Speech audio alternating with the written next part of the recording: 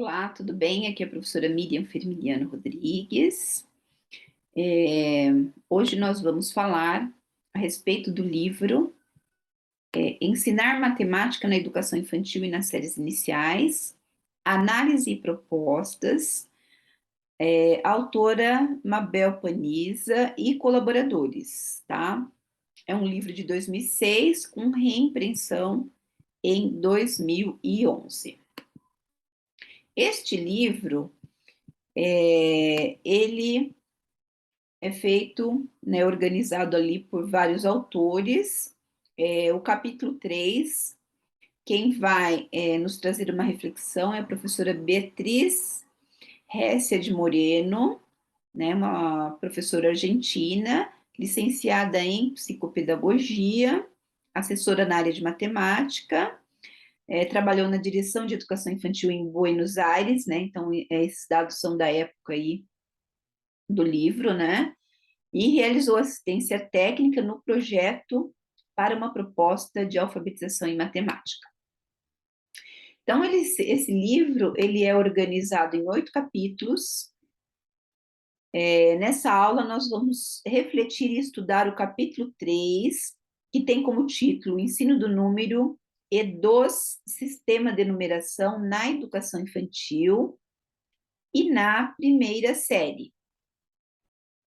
Bom, a autora ela começa trazendo que na educação infantil e na primeira série do ensino fundamental é uma realidade, né, ter a coexistência de diferentes enfoques no ensino dos conteúdos de matemática.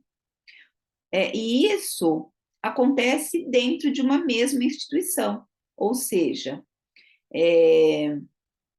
a maneira, o como ensinar a matemática, ele difere ali um enfoque na mesma escola em diferentes períodos, né?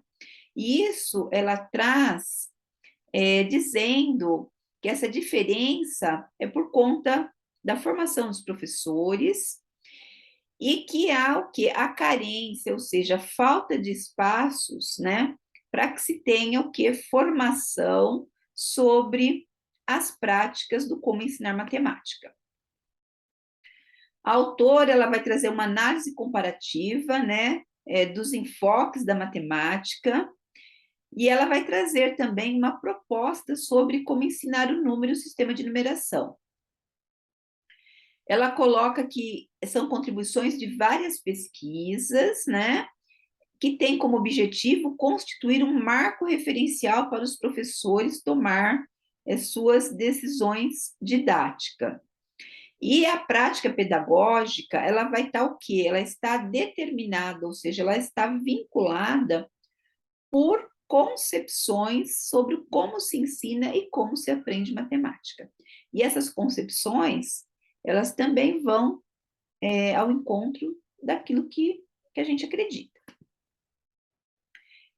Ela diz o seguinte, que essas concepções, elas vão constituir teorias implícitas, né? Ou seja, o que eu acredito, né? O que vai regular o meu agir docente e também em relação ao que existe. Então, ela usa a palavra, né? Enquanto não me dê um espaço de reflexão para que se tornem explícitas. Ou seja, quando eu tenho uma ação pedagógica, eu estou explicitando, né, uma concepção. Então, refletir sobre essas concepções me faz refletir sobre as seguintes perguntas, né? Que concepção de ensino-aprendizagem postula, né? Que ideia se tem do sujeito? E o que significa saber matemática? Né? Então, essa questão da concepção de ensino e aprendizagem, né, que se postula ou que se quer, né? Qual é a ideia que eu tenho do meu aluno, do meu sujeito de aprendizagem, e o que significa esse saber matemática? Então, são 3 perguntinhas que ela vai responder ao longo aí desse capítulo. Então, ela vai trazer uma discussão, uma reflexão, duas fases, né, do ensino da matemática, o ensino clássico e a matemática moderna. E ela diz que esse ensino clássico ele está muito arraigado na prática do professor, né? Que, por exemplo, os números são ensinados de 1 a 1, que não se pode apresentar, por exemplo, 5, por enquanto que não se apresente o 4. Não se pode ensinar além do número 9, sem que tenha ensinado a noção de dezena, né? E no ensino clássico, a autora apresenta que uma das ideias de desenvolver o conhecimento é que o conhecimento ele entra pelos olhos, né? Então, imaginem vocês, as crianças, ficarem escrevendo linhas inteiras do mesmo número, ficar desenhando, cortando, pintando. Então, isso aí, se eu ficar só nesse enfoque, eu estou desenvolvendo o quê? Uma matemática baseada no ensino clássico. Uma outra questão importante: primeiro se ensina as noções para depois as aplicações da matemática, né? Ir do simples para o complexo. No ensino clássico, a ideia de sujeito, ou seja, o aluno, né, é como se ele fosse o quê? Uma tábula rasa. Ele não possui conhecimento anterior. Essa é a ideia, né? Então, o que ela diz? Que se um aluno, por exemplo, da primeira série, né, lá ela coloca como primeira série da educação infantil. Se eu estou acreditando que ele não tem interação com o número 1, eu estou aceitando que o aluno ele não sabe nem quantos anos ele tem, né? E ele sabe quando ele entra na escola. Então, os problemas não aparecem como meio de ensino, ela coloca, mas como desculpa para se praticar o que já se sabe. Então, eu não trago algo novo, né? Eu fico na repetição. O aluno reproduz número, o aluno pinta, o aluno recorta. Aí ela traz a ideia da matemática moderna, né? Então, nesse enfoque da matemática moderna, a primeira questão que ela coloca é ensinar os números em relação ao conjunto como classe de equivalências. Então, o que significa isso? Então, por exemplo, desenho de conjunto com 4 flores, né? Ou 5 automóveis, e os alunos eles vão achar a correspondência, ou seja, a representação numérica, né? Com cada desenho ou cada imagem ali do seu conjunto, né? Ou até cada objeto mesmo, se a gente for pensar em manipular aí objetos ou materiais concretos. Só ela diz o seguinte, que no caso a gente tem que prestar bastante atenção nessa colocação aqui, ó. Se, por exemplo, se eu pensar só em desenhar conjunto de flores, ou de carrinhos, ou de lápis, enfim, mas com números 4, 5, 6, 7, 10, como é que ficaria, por exemplo, para o aluno poder aprender, né, e compreender o número, por exemplo, 3 milhões e 700 mil, né? Se nunca vimos ou contamos coisas de um conjunto assim. Então, eu tenho que pensar como que eu coloco aí a matemática para um problema, né, vamos dizer assim, dentro de matemática, para que ele possa o que avançar nos seus conhecimentos, mas ao mesmo tempo resolver um problema, né? E então, essa concepção de, por exemplo, manipular material concreto, e aí eu acabo ficando só no conjunto de flores lá, 4 flores, né, que eu coloquei aqui, ó, nesse 4 flores, 5 automóveis. Então, ela coloca essa concepção desse enfoque do desenvolvimento de Piaget, né, que o Piaget, o que ele coloca em relação à construção do conhecimento por meio de interações de um sujeito com a realidade. Mas e aí, quando a gente fala no número 1000, vamos supor, né? 3 milhões e 700 mil, né? E nem precisa chegar a tanto, né? O número 100. Como é que você vai fazer ali um conjunto e relacionar? Então, essa ação, ela não pode simplesmente se limitar, né? O desenvolvimento do conhecimento, ele não pode se limitar simplesmente nessa manipulação do material concreto. Eu preciso o quê? Pensar numa finalidade desse processo do ensinar e aprender, mas de uma maneira dialética, né? Ou seja, pensamento e ação. Então, eu preciso construir mais no meu aluno. Ela traz um outro exemplo, né, no caso de manipular material concreto, que diz o seguinte: no caso de ensinar adição. Então, está escrito assim, ó, coloque 4 fichas, né? Então, deixa eu grifar aqui, ó. Então, ó, coloque 4 fichas. Então, o professor fala. Depois, coloque mais 5 fichas. Depois, conte todas. Então, nesse caso aqui, não é o aluno que faz a escolha de como ele vai resolver. Por isso que isso não é uma resolução de problemas. Resolução de problemas é quando o aluno, você dá uma atividade, enfim, intencional, né? E ele vai manipular ali, por exemplo, podia ser as fichas, mas de uma maneira diferente. Eu poderia perguntar, né? Para se chegar ao número 9, como que eu posso aí agrupar, juntar? Então, eu poderia pegar 4 fichas e 5 fichas? Poderia. Poderia pegar 3 fichas mais 6 fichas? Poderia. Poderia pegar 2 fichas mais 7 fichas? Poderia. Então, essa reflexão que a autora traz, né? E aí ela diz que é uma crença, ó. Conhecimento é construído de forma natural somente por meio de ações. Que papel desempenharia o professor? Então, como que o professor ali ele vai mediar, né, uma situação? Então, na verdade, para que a gente construa o conhecimento e vá além, né, eu preciso o quê? De propor situações investigativas, né? Situações onde o aluno possa pensar, reflexiva, situações em que ele pode escolher, né? De que forma que ele vai resolver, ele vai mobilizar os conhecimentos que ele já tem. E aí ele vai perceber, ó, isso dá certo aqui, isso não dá certo, né? Ela traz aqui também, ó, como perigo pedagógico. Não adianta, né, eu chegar e distribuir as fichinhas, mas cruzar os braços e esperar aí o sujeito, o aluno, construir as estruturas operatórias. Né? Se eu não colocar questões ali desafiadoras, ele não vai construir as estruturas operatórias, tá?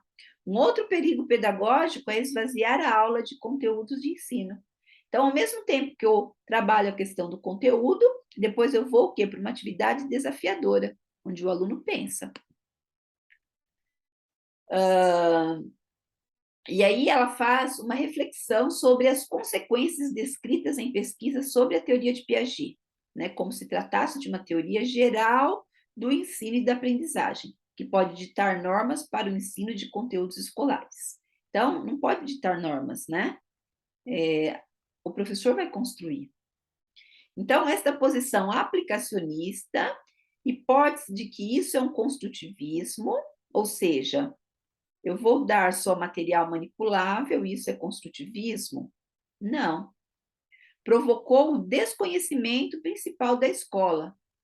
Então, qual que é o objetivo principal da escola? É garantir, ó, as gerações futuras, tá vendo aqui? A transmissão de conhecimento socialmente relevante, que a humanidade construiu e continua construindo. Então, quando eu falo de números, eu tenho que dar um significado para aquilo, né? Não é um número solto, o número está no nosso dia a dia, o número está na sociedade. Então, o que ela aponta aqui? Que esse ensino, por exemplo, o ensino do número, né? Que a gente está falando de números, ele não pode simplesmente depender só da iniciativa do professor. Eu estou ensinando porque também o aluno precisa o quê? Atuar na sociedade. Então, ela diz assim, ó, deve aparecer como legítimo aos olhos da sociedade, né? Então, neste enfoque, né, a ideia do sujeito, ou seja, do aluno que eu quero formar dentro desse enfoque da matemática moderna, é o quê? Desenvolver os processos cognitivos, né, do pensar e também a estrutura operatória. Saber matemática significa poder estabelecer relações lógicas, tá, entre conjuntos. Um aluno, ele vai além de estabelecer essas relações lógicas, né, classificando, seriando, ela também coloca que, além da quantidade, a gente também precisa pensar nas questões das propriedades qualitativas. Então, ela dá um exemplo, né? Se tiver um conjunto, por exemplo, de vacas, cães e cavalos, além de eu pensar na questão ali quantitativa, né, que é o conjunto, quantos são, que algarismo ele vai representar, eu também penso nas propriedades. Então, vaca é um mamífero, né, quadrúpede e assim por diante. Cães, quais são as propriedades dele? Dos cavalos. Então, eu faço essa relação. Então, trabalhando dessa forma, eu consigo que contextualizar, né? Dar significado.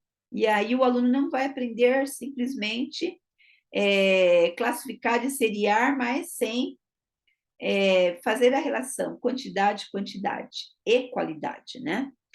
Reconsiderar as virtudes pré-numéricas. A autora questiona a razão pela qual esse tipo de situações poderia preparar os alunos para as competências numéricas. Então, quando eu trabalho propriedades qualitativas e quantitativas, eu estou querendo, além da questão numérica, também trabalhar competências, né? Então, é impossível a gente viver sem classificar e ordenar. A gente está classificando e ordenando. Imagine quando você vai ali ao mercado, né? Como que a gente classifica ali, né? Os alimentos que eu quero, a marca, a quantidade, quantos quilos eu vou comprar, né? E assim por diante. Eu ordeno. E aí ela vai trazer a questão da didática da matemática. Então, a didática da matemática é que vai estudar e descrever quais são as condições, né, que eu preciso para facilitar e para melhorar. Então, ela usa a palavra otimizar a aprendizagem, né? Como que eu vou identificar quais as condições que o meu aluno traz em relação a saberes, né? Quais as ferramentas que eu posso utilizar, né, para construir novos conhecimentos matemáticos? Ideia de sujeito. No caso do marco da didática da matemática, o aluno que está sujeito, é ele que está sujeito ao que a escola oferece, o aluno que está sujeito à ordem da instituição, né? Então, ele vai se transformar em um sujeito didático. Então, dentro de tudo isso, é possível colocar esse sujeito didático dentro do jogo. Então, essa questão do jogo, o Chevalar ele vai estar falando a questão do contrato didático, né? Então, isso são as regras. Então, ele chama de jogo. Então, quando o professor está tendo uma didática, o aluno está aprendendo, então o jogo está ganhando. Né? Quando isso não acontece, eu posso mudar as regras do jogo. Então, o professor, qual que é o papel dele? Propor situações de aprendizagem, né? Para que ele possa produzir conhecimentos. Em quem? Nesse sujeito, que é o aluno, né? É o professor quem pode conseguir que o aluno aceite a responsabilidade de uma situação de aprendizagem. Então, por exemplo, é o professor que vai propor uma situação desafiadora. A princípio, o aluno vai estranhar, vai causar um estranhamento, uma dificuldade? Vai. Porque o aluno ele está acostumado a fazer números ali, né, repetidos, uma folha, uma linha inteira só de um número, enfim. E aí vem o professor e estabelece uma outra maneira de trabalhar, né? Então, o professor também vai causar uma estranheza, uma dificuldade, mas depois ele vai o quê? Conseguir desenvolver essas competências de trabalhar com a resolução de problemas. Saber matemática, no marco da didática, né? O que seria isso? Então, o sujeito, ele pode dizer que ele aprendeu ou que ele sabe matemática, né? Quando ele pode dar sentido no que foi ensinado, né? Então, por exemplo, quando eu falei lá do conjunto, né? Então, por exemplo, que eu apresentei lá, vacas, cachorros e cavalos. Então, qual o sentido que tem ele ficar contando quantos cavalos tem, quantos cachorros, quantas vacas, né? Enfim, se eu não trabalho as qualidades, né? Se eu não trabalho a classificação dos animais, enfim, né? Estou até trabalhando aí com outra disciplina, com ciências. Então, ele faz o que? Ele dá sentido naquilo. Senão, fica aquela matemática sem sentido. E aí, dentro desse saber, né, da matemática, tem dois níveis: o sintático, que a autora traz como interno, ou seja, organização da série numérica, né, a questão de contar objetos, e como funciona o algoritmo, como que você faz lá uma operação, uma continha de somar, de subtração, né? Então, ó, que leva, que empresta, enfim, que sobe, que desce, né? Cada um tem uma nomenclatura. E o nível semântico, né? Por exemplo, o aluno já aprendeu os algoritmos, ele sabe somar, sabe subtrair. E aí, dentro do nível semântico, o professor vai dar lá uma resolução de problema, né? Ele dá as fichinhas e vai trabalhar. Bom, de que forma que eu obtenho ali 9 fichinhas, vamos supor? Aí cada um vai mobilizar o seu conhecimento sobre a adição e vai responder, né? De forma aí melhor possível. Então, isso é o nível semântico.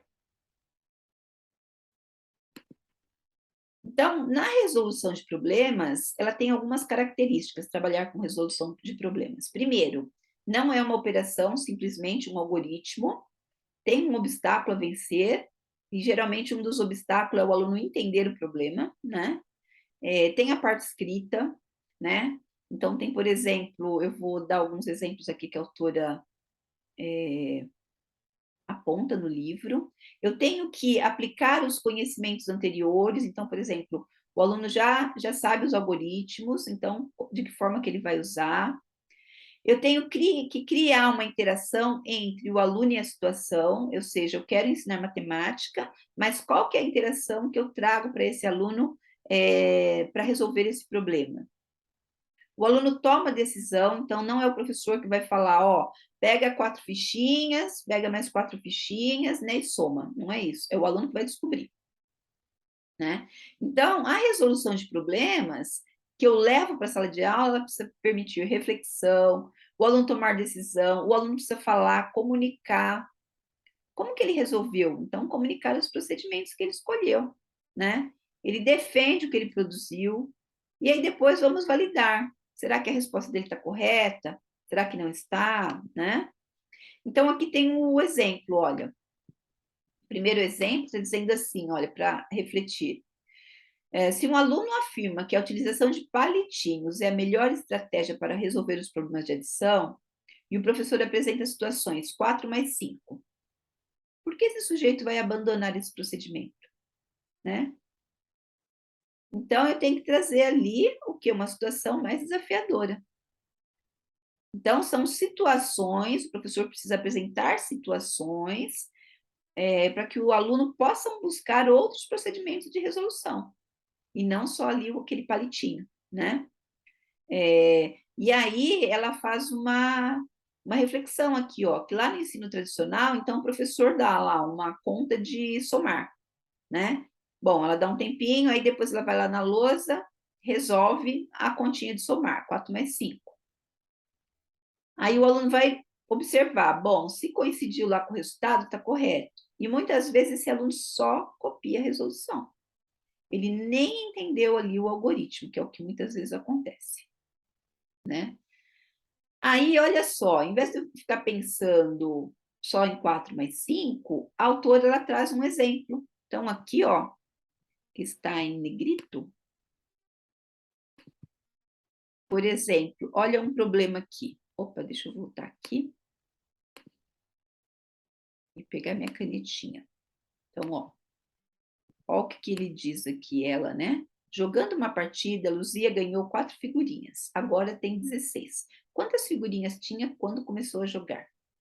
Então, tem diversas maneiras ali da gente poder resolver esse problema, Então, aí o aluno ele vai poder resolver. E aí, quando a gente fala, por exemplo, em trazer a álgebra, né, para as crianças, é a maneira de eu escrever. Então, olha lá, ó, qual que é a pergunta, né? Jogando uma partida, a Luzia ganhou 4 figurinhas, agora tem 16. Quantas figurinhas tinha quando começou a jogar? O X. Então, a questão da álgebra, x mais 4 igual a 16. Né? A criança, quando ela vai trabalhar depois as equações, e a gente já inicia com algumas notações algébricas, isso acaba ficando o quê? Comum, né? Ou aqui resolveu ali uma subtração, 16 menos 4, 12, né? Ela tinha 12 figurinhas. E uma outra questão que a autora coloca, o registro, né? Registrar é muito importante. Trabalhar com problemas desde cedo, desde o primeiro dia da pré-escola. Então, imagine só, isso vai se tornar tão comum, né, que a criança depois ela vai refletir e aprender e construir os seus conhecimentos de forma mais tranquila. Então, ela coloca a questão do recitar, né, a partir de um número diferente, né, então 1, 5, 6, 7, de maneira ascendente, de 2 em 2, de 5 em 5, de 10 em 10, de maneira descendente, de 1 em 1, de 2 em 2, né, e aí a gente começa, então, a trabalhar os intervalos, né? Contar também pode o quê? Recitar não é a mesma coisa que saber contar elementos de conjunto. Porque às vezes ela decora, às vezes é uma música, ela não compreendeu, né? Então ela só faz aquela repetição, tá? Então recitar não é a mesma coisa que saber contar. Bom, ela vai falar da relação de ordem, né? Então ela diz que não se trataria de uma ordem empírica, né? Que eu observo ali a vareta. A varetinha, por exemplo, menor, a seguinte e assim por diante.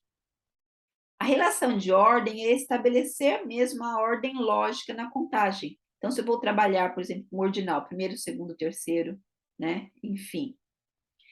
Ela traz aqui como uma crença, tá? Acreditarmos que a adição como simplesmente uma técnica, né? Ela não é uma técnica. A gente usa a técnica, mas precisamos compreender o que é uma adição, né? Numeração escrita. Então, a autora traz a Adélia Lerner e a Patrícia Sadowiski, né? E dois exemplos aqui em relação à numeração escrita. Então, essas autoras, elas defendem que as crianças constroem muito cedo hipóteses, ideias, para produzir e interpretar uma representação numérica. Então, ela trouxe um exemplo aqui de Mercedes, né, de 5 anos, ó. Então, tem um número, por exemplo, 367, né, o 367, e o número 57. Então, foi perguntado para a aluna qual que era o maior. Então, ela indicou o 367. Mas não porque ela já tinha o quê? Ela já sabia, né? Ela identificou porque tem mais algarismos do que os 57, que só tem os 5 e o 7, 2 algarismos, tá?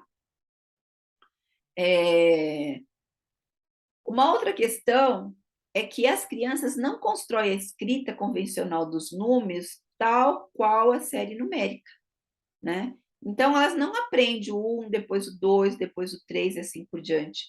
Como se pensa lá no ensino que da matemática clássica, né? Ela já tem o quê? Ela já tem uma maneira, vamos dizer assim, já traz conhecimento, e a gente tem que considerar isso. Então, por exemplo, eu só ensino o 2 depois que ele aprendeu o 1, né? Lembra que eu falei? Então, não, eu posso estar ensinando aí de acordo com atividades que eu vou apresentando. A autora, ela vai falar dessa questão de trabalhar com os números, né? Trabalhar com cartelas. E aí, a partir do momento que você tem uma cartela, o professor, ele não pede para o aluno ali simplesmente construir uma cartela e colocar os números e acabou, né? Ou o professor traz uma cartela. ela coloca que a gente precisa ter algum questionamento, né? Apresentar problemas ali que eu posso resolver com essa cartela. Então, por exemplo, comparar números, qual é o maior, né? O 17 ou o 27, por quê? Determinar antecessor, sucessor, onde estão os números, né, que terminam com 7, qual é a família do 25 e a família do 45? Quantos números há entre 9 e 19? Olha essa palavra entre. Então, o 9 e o 19 não entra, é o que estão entre. Então, ó, cuidado aí na hora de interpretar, né? Alguém pensou um número. Está na família do 20. É maior do que 25 e menor do que 27. Qual é? Né? Então, perguntas que as crianças vão observar ali a cartela, estão aprendendo ao mesmo tempo, estão vendo a sequência, estão representando, estão refletindo, estão pensando, estão descobrindo. E outra questão da memória de quantidade. Então, na memória de quantidade, ela usa o exemplo da configuração dos dados, né, das faces de 1 a 6. E da mesma forma que a gente tem aquela configuração, né, por exemplo, o dadinho lá, você tem numa face número 1, depois o número 2 e assim por diante. A gente pode pensar em compor, aí ela dá como exemplo no livro do 7 ao 12, mas eu trouxe apenas do 7 e do 8, né? Senão ficaria muita coisa.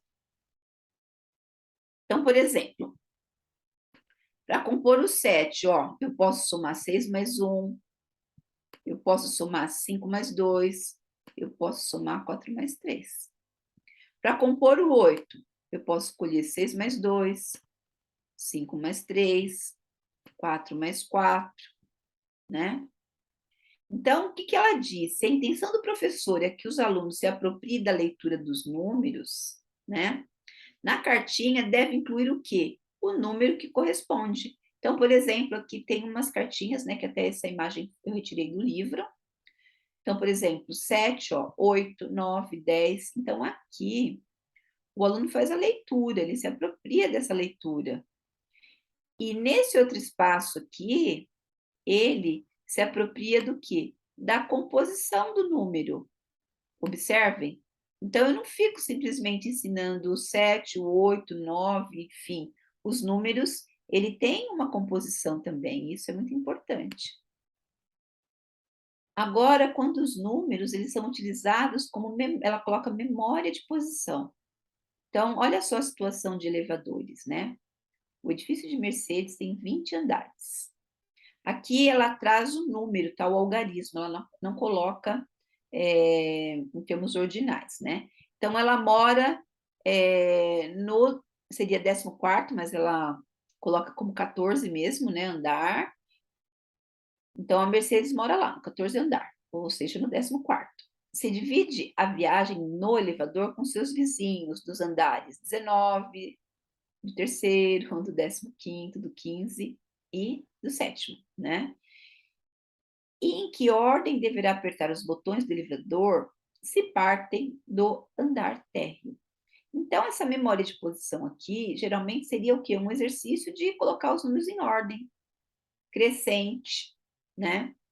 Mas vejam só, a autora, ela traz uma relação aqui, que eu posso trabalhar com os números na ordem crescente, mas eu estou trazendo uma situação social, né? Que muitos alunos convivem, né? Ou não, mas que existe na sociedade. Que em algum momento ele vai pegar um elevador, não é verdade? Então, olha aí. E para concluir, ela vai falar em relação desse enfoque da didática da matemática, que primeiro implica em aceitar a mudança, né? Essa mudança é o quê? Em relação ao aluno, o professor, o saber, né? E eu acrescentaria aí o saber e o ensinar, né?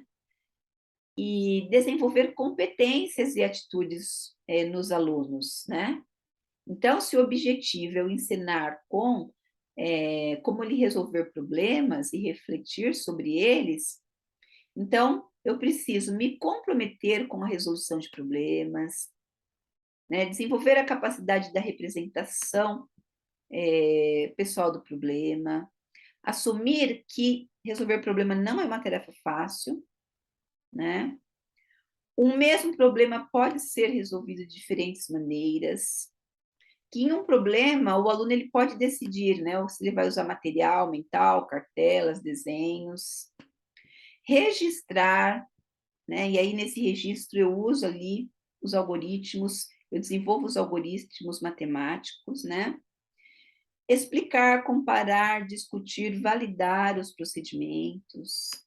E aí ela diz ainda, ó, trabalhar neste enfoque exige conhecer os saberes anteriores, incentivar a busca de novas estratégias, animar os que estão atrasados, fazer circular o saber, permitir o prazer de fazer matemática, certo? Então, a gente finaliza aí o capítulo 3, tá? E muito obrigada e até a próxima aula.